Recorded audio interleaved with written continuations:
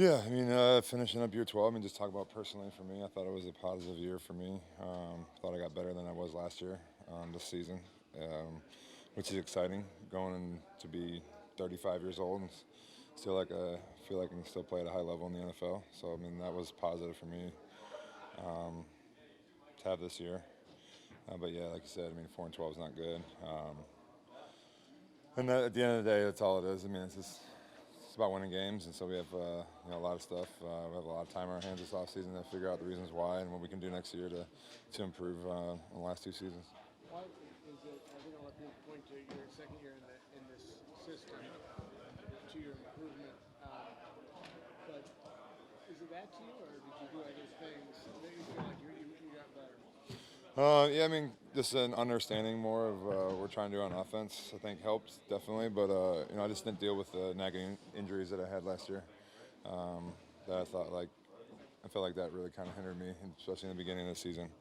I thought I finished off strong last year, but I was able to stay healthy this whole entire season, and I think that was because of what I did in the off season. And so, kind of planning on doing the same kind of approach of what I did last year and this year, and hopefully improve on what I did this year and next year. There was a little yoga in there, right? There was some yoga, yeah. So I know, up the ante on the yoga. Namaste.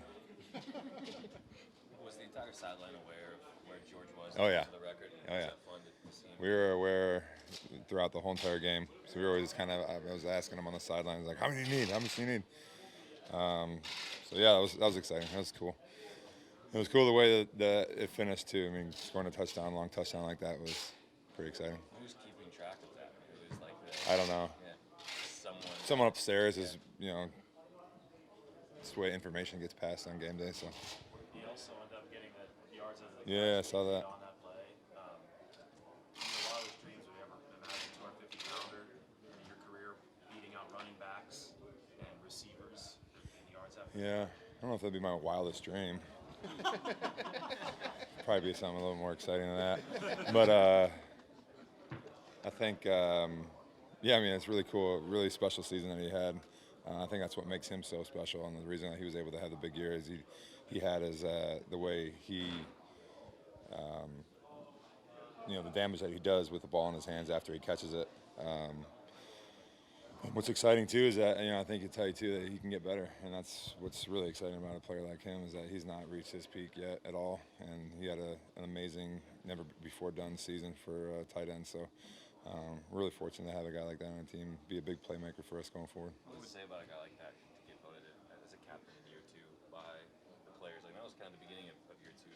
Yeah. Before you went. Well, because I think everybody saw the work that he put in the offseason and the way he was playing in the beginning of the year, and just kind of the player that he was becoming.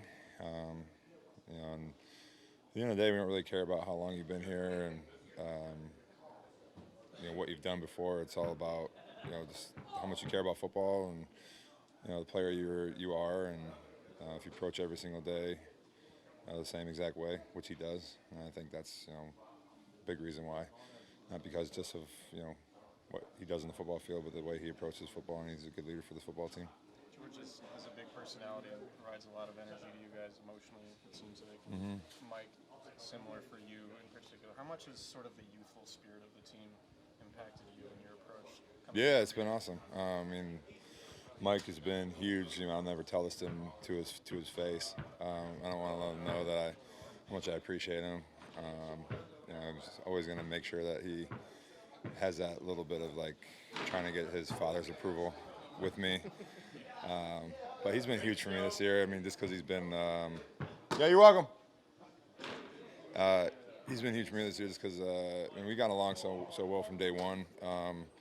And it's just the competitive nature of football, and he kind of brings out that. I'm already super competitive, but challenge myself to compete with a guy that's 23 and just starting his career and try to still keep up with the stuff that he's doing and challenge him in the same way. So it's been a healthy relationship for us. I think it's benefited us both. When Kyle and John came in 2017, did you think that year three would be the natural year where it really would take off? I was hoping it was going to be year one. Yeah, I mean, it's not now. It wasn't like a deal of, well, we'll be, hopefully we'll be good in year 2, or hopefully we'll be good in year 3. I mean, I just kind of was. I knew how he was as a play caller, and when you have a guy that's that dynamic, anything can happen. So, unfortunate, it's the way it is that we're sitting here in another bad year in the second year. But I'm excited for the future with him. DeForest won the Echelon. Just what kind of impact has he had on this locker room as a player? Huge. I mean, not only just what he does on the field, but like I said with George, I mean, he was voted a captain because of his leadership as far as the way he approaches football and the way that he goes about his work every single day. He's the same guy in the practice field and the meeting rooms. He doesn't act like he's arrived and act like he's a superstar. He has all the right to, because I feel like he is one of the best players in the NFL, but he has that same kind of hunger and desire to get better that I saw with Frank, and the way that he works on the practice field. He's one of the hardest workers and super competitive. So I think there's no one in this locker room that's more deserving than him.